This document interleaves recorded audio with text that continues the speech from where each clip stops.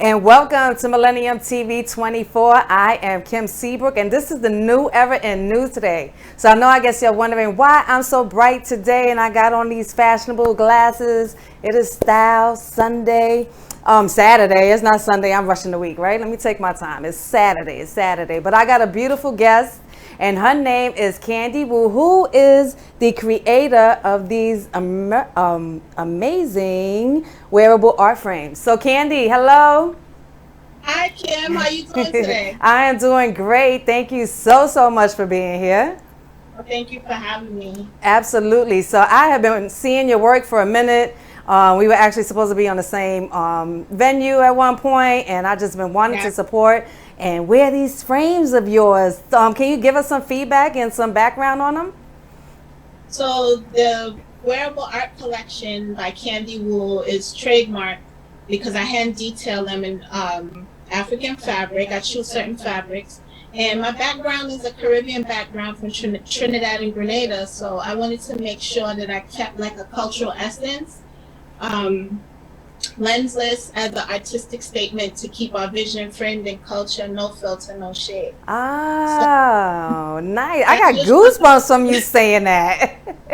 That's just one of my product lines, but I do make other handmade jewelry, and I recycle paper, and I use different mixed media elements to create eco-friendly jewelry as well. That is beautiful. I was gonna ask, how did you do it? I wasn't sure if you actually painted fabric and then put it on there.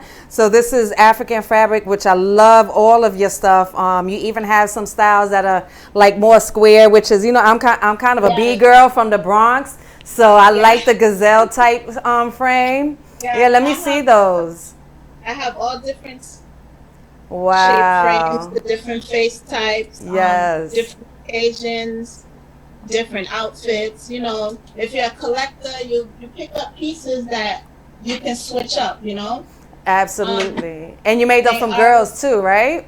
For young girls? Yes. I make for young girls. I just started making smaller frames, and I also make for men.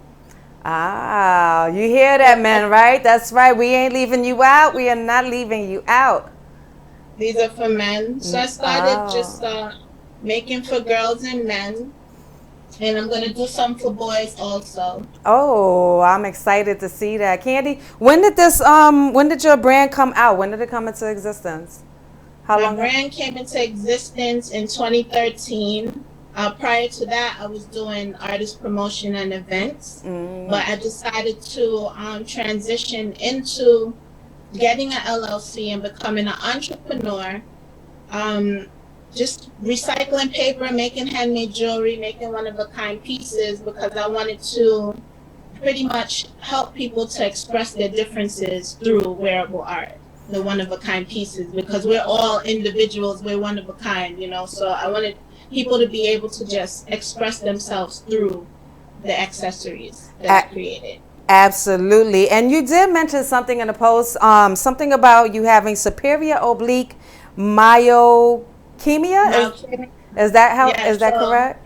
And that I'm assuming it has something with your eyes and baggage. If you don't mind, can you explain that? Because maybe there's somebody out there who has the same thing and can now buy your glasses to feel a little bit more confident about themselves. Sure. When I was in high school, during the time like around finals and like testing and time for graduation, when I was under a lot of stress, I noticed that I would have like spasms in my eye, and it caused double vision. And I went to the doctors, and they didn't know what was going on. And then it just faded out as I got older. And then it actually returned in 2019. I got assaulted by a patient on my job. I worked for a city hospital. Oh wow! And just due to the stress I was under, it resurfaced. And I went to the doctor for about a year or 2 years, just trying to figure out what was going on. And I ended up having surgery on one eye, but then the issue still existed. And I was referred to a specialist, and the specialist actually told me, he says, you should tell your friends you're very special. I'm like, why? He was like, you have a rare condition called superior oblique myokemia, where the superior oblique muscles they twitch and they have a spasm. Mine is intermittent, so it happens when it wants to. And I noticed that when I look down and to the left, that's what triggers it. So my eyeball muscle, the muscle actually makes the eye roll this way. Wow. Like a cue ball, so my vision ends up looking like an X. So it's like spaghetti. Wow. Spaghetti to me. So I've been dealing with that, and I haven't allowed it to kind of interfere with what I do. Doing the handmade jewelry and the crafts and making the glasses is actually therapeutic for me because it helps me to force my eye to focus. So I it's my hobby. It's what I do for business, but it's also therapeutic for me. Absolutely. So I'm just like in a space right now where like everything is just working, like yeah. it's not hindering me. It's just working. That's right. Remember, it says superior. It doesn't say anything about anything less. Superior. Exactly. That's right. We got to emphasize these words and make them, make them work for us. So, no, that's nice. So, but Candy, you have had your product on runways across the globe. You've been featured on Good Day New York, and your most recent was Miss Wendy Williams. How you doing, right? Tell us about that experience and how do you feel? Now you're on Millennium 24. Let's not forget about us, right? I know. Like I could add that to my resume. So my whole journey has been beautiful. The runways in Europe, I styled for a designer out there. And then I did New York Fashion Week for that same designer and LA Fashion Week. So just the process where I learned how to be in that fast-paced environment and styling. And then the Fox 5 interview, that came about through my experience also, just showing my work. And, thank God and I'm grateful that my work is being recognized by such great people. And then the Wendy Williams show, they saw me on Good Day New York on Fox 5, and it's the same network. So that's how that went. That it kind of just one led right into the next. And I'm very grateful for the producers at the Wendy show for bringing me in. And the woman that presented it was Chassie Post. Yes. So she gave like detailed, Wendy was like, like she had her way with her, but Chassie threw that in there that it's wearable art and it's perfect for you wear lens, contacts and long lashes. It's just wearable art. It's just a stylish piece of cultural expression. Absolutely, absolutely. And yes, especially now, a lot of ladies are wearing the long eyelashes. I can't, but so for those who do, this is definitely great because I always wondered, like, how can you put on glasses or shades with those long eyelashes? But here is a solution to that problem, right? Yes, we got Miss definitely. Candy Wu and her frames, and now you can wear some stylish frames with your eyelashes with no problems whatsoever. No problem at all. Candy, what do we have next for you? What do you see yourself going after this? After this, I'm working right now for my prescription eyewear line. I just actually designed a pair, and that whole process, takes a while, but I'm being patient. I'm looking forward to writing a book. Okay. I'm also looking forward to another stepping stone. Right now, one of my partners and I, we started an internet radio because, like I said before, I started out doing artist promotion, and I like to promote other brands and businesses and other entrepreneurs. And I just like to highlight their achievements as well because I needed the highlight. I got the highlight, so I want to be able to highlight others. So I'm going to continue to push and cultivate my skills with media and do interviews and, just broaden my horizon because I don't think I should limit myself. And that's like my brand is about positive self-image and not limiting yourself. Absolutely. Like I want to do everything I have to do, to the best of my abilities. I'm going to be 45 this year, and I have a daughter that looks up to me, so I want to be able to just be at my best. Well, you don't look a day over 25, or you know what it is, that melanin. It's the melanin, And one thing I wanted to emphasize about the melanin is that to have a brown-skinned, beautiful woman with an amazing brand and to be able to be featured on certain platforms is a really big accomplishment. So I definitely want to give a hand to you and my, want to give you some respect and definitely send you some blessings. Absolutely. So Candy, if you don't mind, let them know where they could find you and, give us some information. Sure. So I have a website. It's called candywoo.online. That's KHANDIE.online. I have multiple pieces on there, and you can always check in. You can subscribe so that you'll get updates on what's new at Candy Woo. You can find me on Instagram also, Candy Woo LLC. I'm on Twitter, which on Twitter it's Woo Candy, and I'm now trying to develop my YouTube page so I could build my content and just be more in that media field. So I'm building the stepping stones to where I want to go. That sounds great. Well, maybe we can discuss some things, after we get off the show. And I'll be honored. Yes, let's definitely do that. Candy, is there anything you want to give, some insights, especially women of color, on on entrepreneurship and how to keep going, things like that? Well, I just want to say that entrepreneurship is not easy. No. It brings direct focus and attention to personal development. And I think that's important as well, because you're going to go through a lot. You're going to experience a lot of no's, and you're going to experience a lot of yeses. So you have to know and be able to decipher what's good for you and your brand and what's not good for you and your brand. So just stay consistent, be dedicated to what you want to do, and love yourself at the same time, because I get caught up in work, and it drains you. So sometimes you have to take that time to set aside to just woosah. Yes. And then get back to it. So that's it. Just take care of yourself.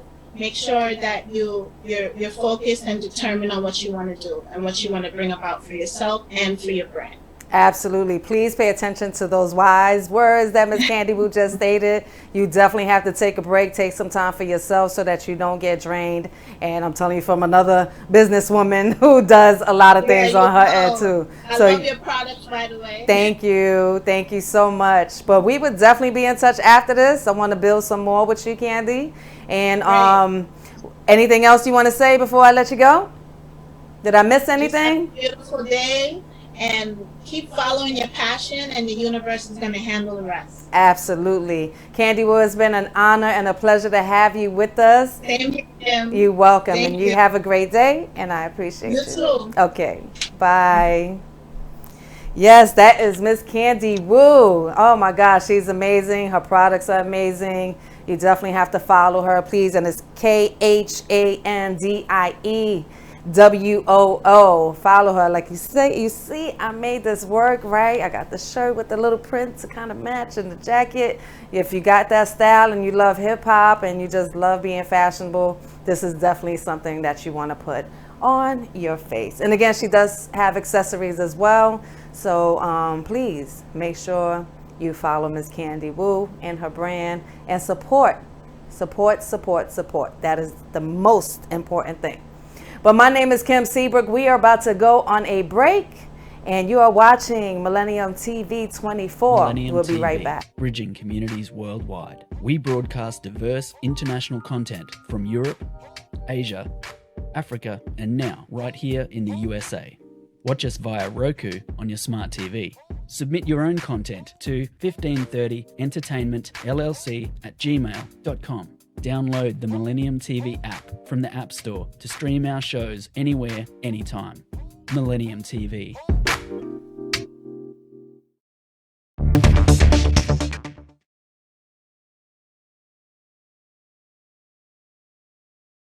And welcome back. And now let's get into news from New York City, and let's see what's going on. What do we have here? New York City, the early voting set to begin for primary election. Early voting in New York City begins today, Saturday, with less than 2 weeks before the June 22nd primary for mayor and other races. New York State legislature voted to allow early voting in 2019, giving people the chance to cast their ballots before primary and general election days. This year is the first in the city to feature ranked choice voting, which allows voters to rank up to 5 candidates by preference. and it is one of the most crowded elections in the city's history, with 13 Democratic, 2 Republican candidates vying to be the next mayor. The comptroller's race has 12 candidates. Early voting in New York City begins today, with less than 2 weeks, again before the June 22nd primary races. And again, it's also giving the people the chance to cast their ballots before primary and general election days. There are fewer places to cast ballots early than there would be on election day, and voters may be assigned different locations for voting. In Brooklyn, there are 32 early voting sites, 22 in the Bronx, 21 in Manhattan, 19 in Queens, and 10 in Staten Island, according to the Board of Elections. Voters can also drop off completed absentee ballots at early voting locations. On Thursday, 5 of the leading Democratic mayoral candidates debated in a last matchup before early voting began. Another debate will be held next on June 16th.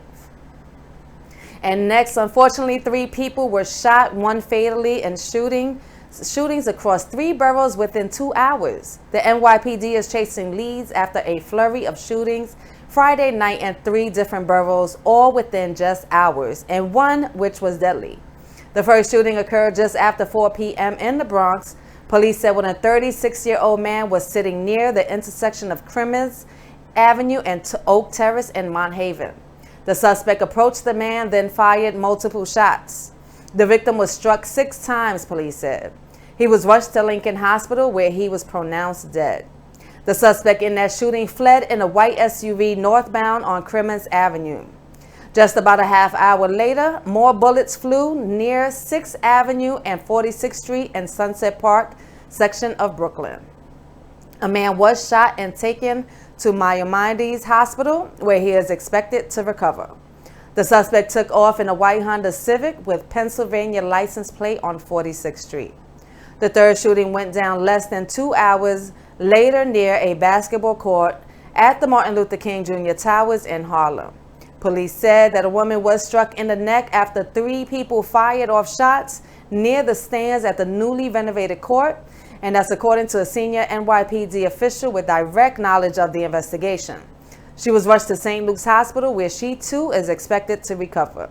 The suspect fled on foot from the scene, and investigations are ongoing in all 3 shootings, and no arrests have been made in any of the 3 cases.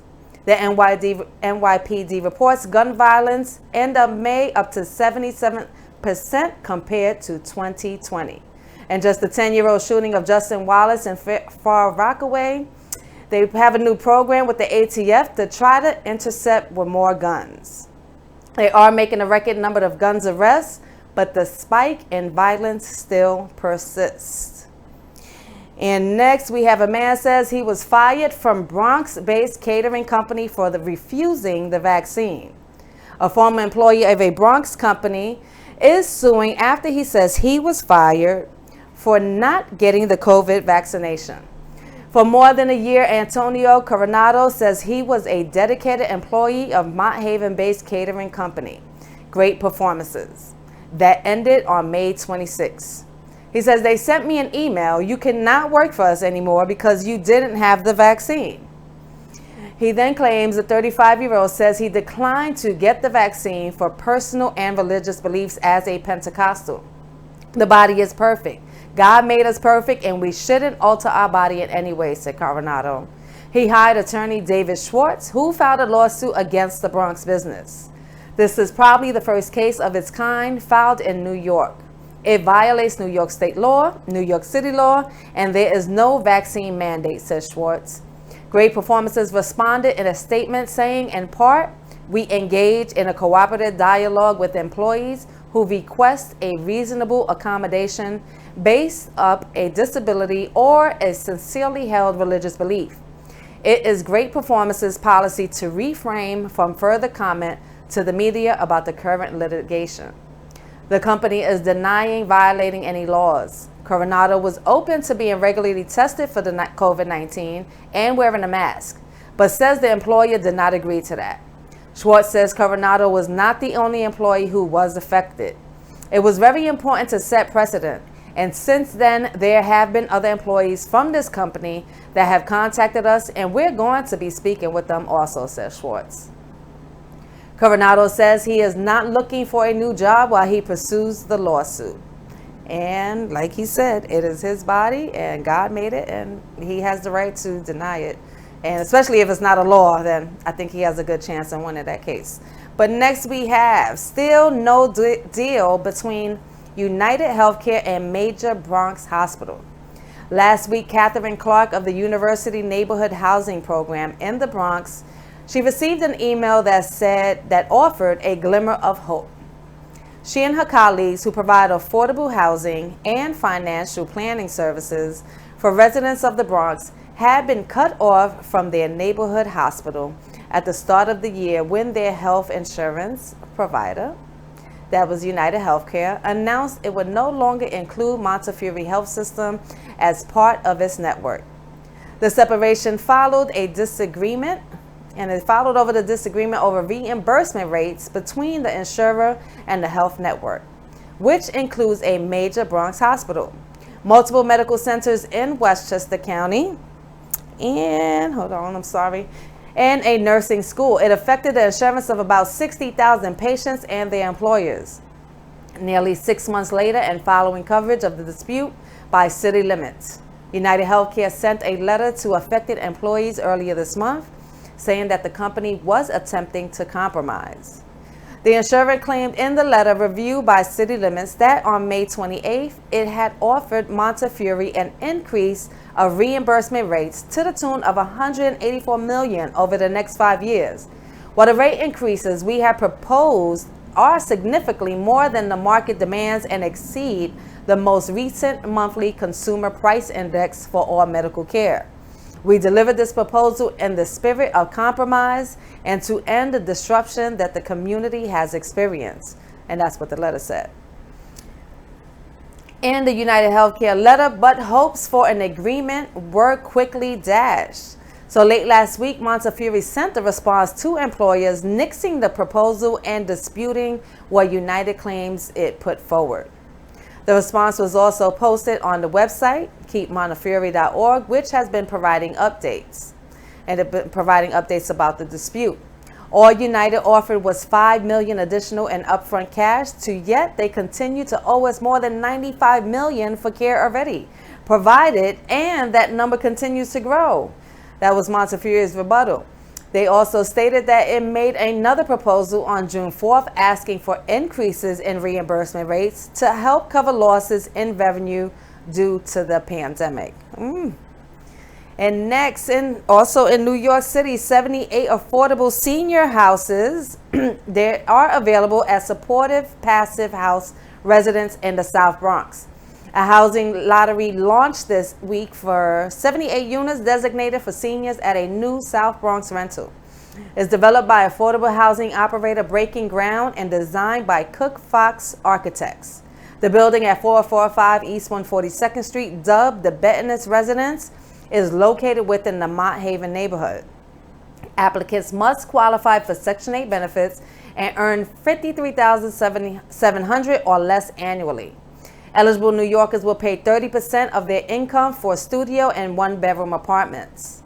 The Benton's residence is the first passive house supportive residence developed by Breaking Ground.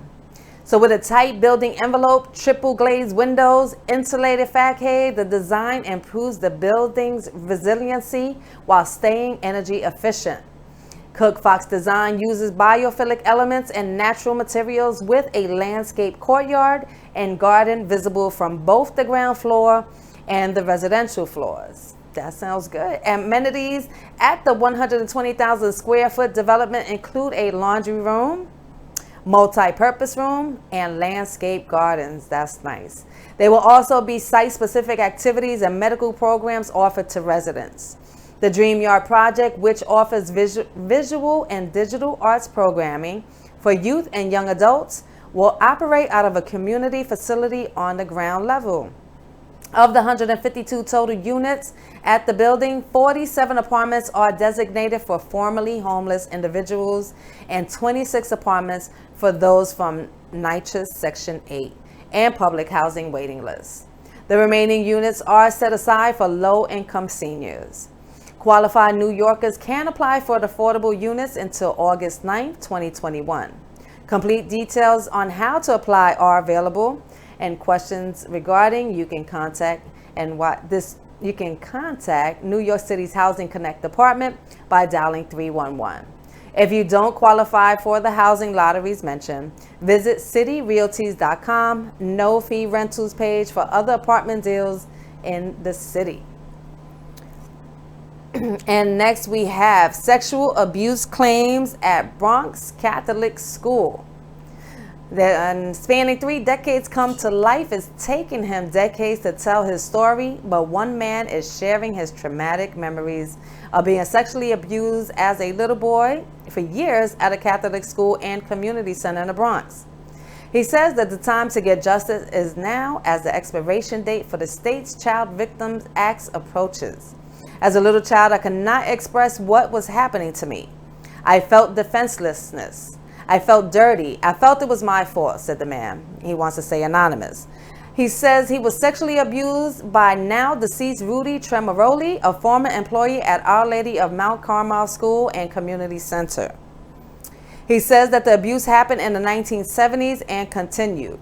67 men have reported similar stories of abuse by Tremoroli when they were young boys, and all of the cases are being handled by Herman Law. New York's Child Victim Act is set to expire this August, giving victims a chance to file claims of abuse, no matter how long ago it happened.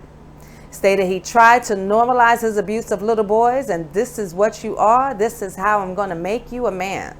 I'm going to show you how to be with a girl, and then he would touch them, said Jeff Herman. More chilling details outlined in the complaint against the Our Lady of Mount Carmel Church and School. Victims say he would use a metal cigar holder to sodomize the boys, as well as sexually sodomizing them with his own body parts.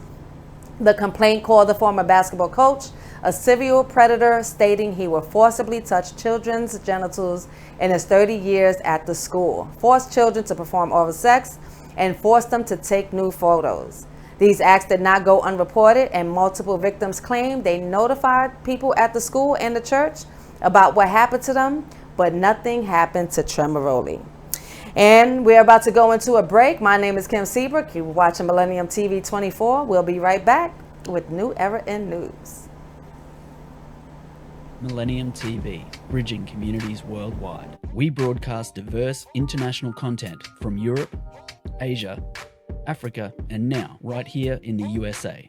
Watch us via Roku on your smart TV. Submit your own content to 1530entertainmentllc@gmail.com. Download the Millennium TV app from the App Store to stream our shows anywhere, anytime. Millennium TV.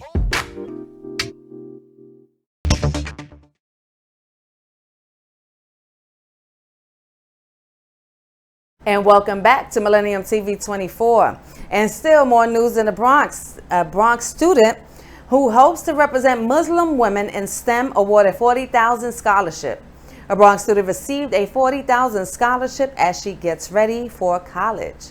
Habiba Tawfiq, a student at Success Academy Charter School, is one of 16 scholars to receive the money through the S.A. Ruth and Norman Rail Scholars Program. Tawfiq is one of the school's most decorated track and field athletes and a star in the classroom.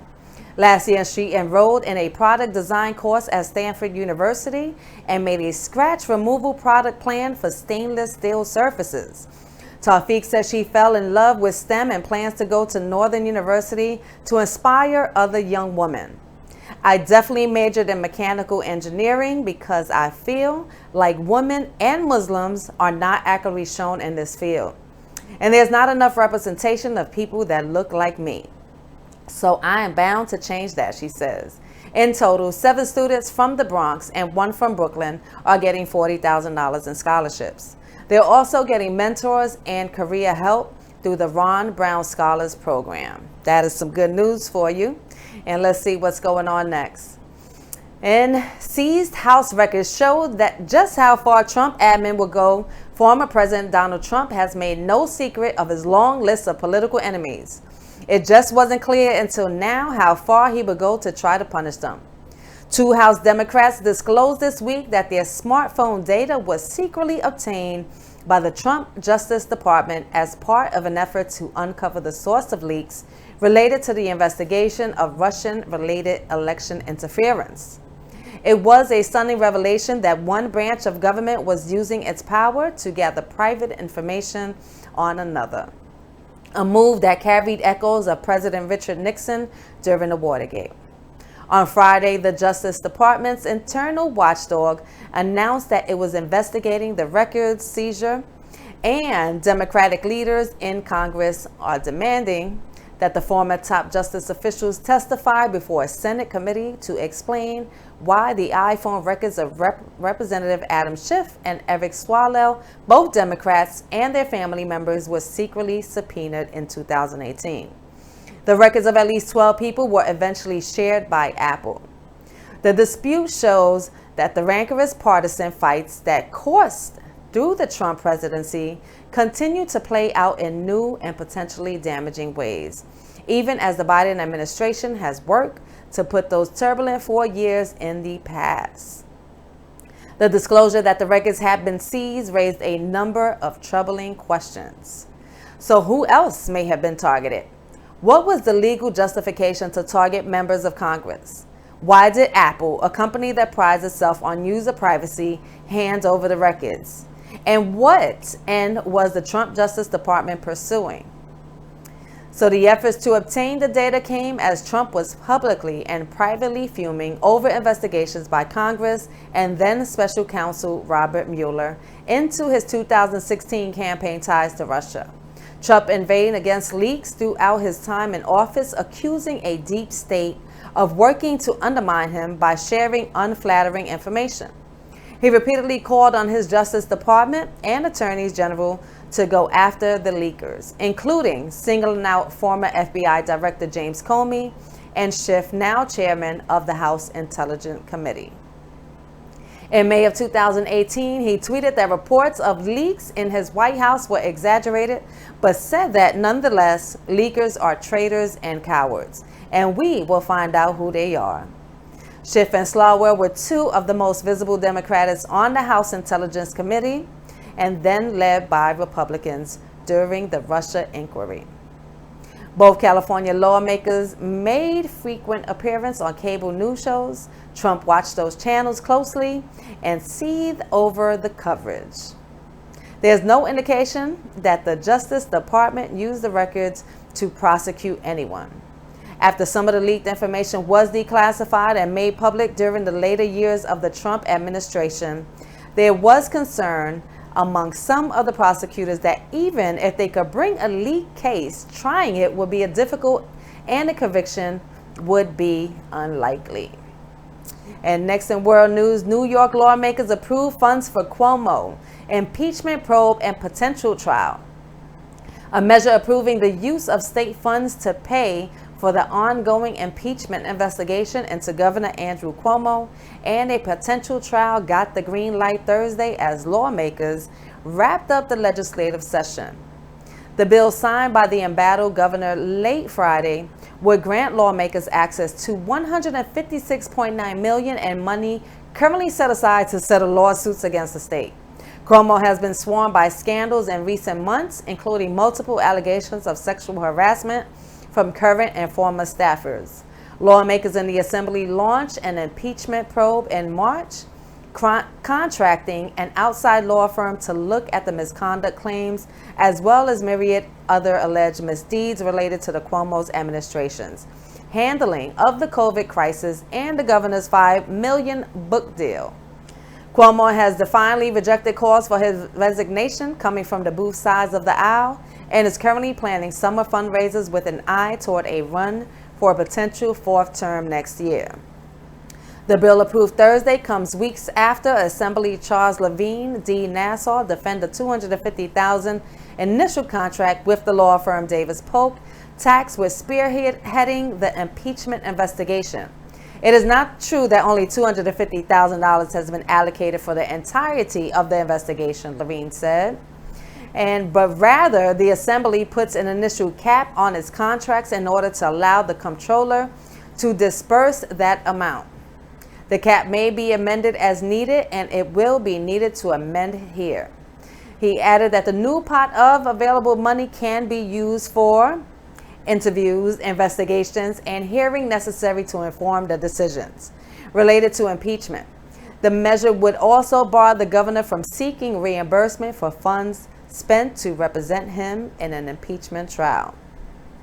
Cuomo also facing an investigation by Attorney General Letitia James' office into sexual harassment allegations and his book deal, as well as a federal inquiry into the reporting of nursing home COVID-19 deaths, has denied any wrongdoing. Taxpayers are currently on a hook for $2.5 million contract for outside legal counsel with the law firm Marvillo Amberwitz, which has been retained by the administration to deal with the federal probe. The contract was approved and filed on May 27th, according to the Comptroller Thomas D'Annapoli's office. The executive chamber has retained a counsel, and that is a state expense, Cuomo said during a Manhattan press briefing last week. It has been in every investigation, and that's where we are now. It's unclear exactly what's next for the impeachment investigation. As critics claim, the process is being slow-walked. It's a lot of money when the city needs a lot of money and a lot of things. But next we have a nun admits stealing $835,000 from schools to pay for gambling trips, credit card charges. A 79-year-old retired nun who took a vow of poverty has agreed to plead guilty in federal court after stealing more than $800,000 from a California elementary school to pay for personal expenses and fund her gambling habit, prosecutors said. Sister Mary Margaret Cooper was charged Tuesday with 1 count of wire fraud and 1 count of money laundering and faces up to 40 years in federal prison. According to the state from the Office of the U.S. Attorney of the Central District of California, Cooper is scheduled to appear in the federal district court on July 1st. When she was still the principal of the school, the retired nun was the one in charge of the money the institution collected for tuition and fees, as well as charitable donations. Cooper also managed the school's bank accounts, including one meant to pay for the living expenses of other nuns who worked for the school. She admitted in her plea agreement that she had diverted school funds into the St. James Convent account and its Federal Credit Union savings account and used the money to pay for personal expenses, including large gambling expenses incurred at casinos in Nevada and credit card charges. And next week, in a plea deal, filed Tuesday, Cooper admitted that she had embezzled more than $835,000 from the St. James Catholic School in Torrance, California, where she had served as a principal for 28 years, prosecutors said. She stole the amount over a period of 10 years ending in 2018, the year she was retired. The U.S. Attorney's Office said as soon as she was confronted, she accepted full responsibility for what she has done, and she has cooperated completely with the law enforcement and the Archdiocese, the lawyer said in a statement, adding that she has been suffering from a mental illness that clouded her judgment and caused her to do something that she otherwise would not have done. Yes. But last not least, we're going to end this with community events. Today, Saturday, if you can make it, if you're watching live right now, up until 5 p.m., we have the Neighborhood Safety Initiatives is hosting a street closure at 635 Castle Hill for our Summertime Family Support Neighborhood Partner Fair. You need to come out for paint and create, music, food, and to learn about the services available to you in your area. Neighborhood Safety Initiatives works to improve public safety in New York City by investing in residents, transforming public spaces, and influencing policy. The key pillars that form the foundation for our work are racial equity, shifting power, access to resource, inclusive design, and deep participation. Neighborhood Safety Initiatives provides training to local residents and community, organizing human-centered design, and re-envisioning public spaces to promote people's well-being. And next, free outdoor yoga classes to return to Bryant Park this month. For the first time in 2 years, Bryant Park's free yoga classes are returning to the park this month. The classes will kick off on Wednesday, June 16th at 6 p.m., sponsored by Happy Health Rothman Orthopedics and Lifeway Foods, Inc. The classes will take place every Wednesday at 6 p.m. for 10 weeks through August 18th. Each class will be led by a New York City yoga instructor. In-person classes will allow for proper social distancing, and masks are recommended for all participants. Unlike in previous years, participants will be required to bring their own mats, as none will be available on site due to COVID-19 pandemic. The renowned yoga classes were taken out of the park and brought online, but due to the popularity of the virtual classes, this summer classes will also be live streamed on the Bryant Park Instagram page, and that is Bryant Park NYC. While the classes are free, registration is required. Each class will be limited to nearly 500 participants on a first-come, first-served basis. Yoga enthusiasts can register at bryantpark.org/programs/yoga.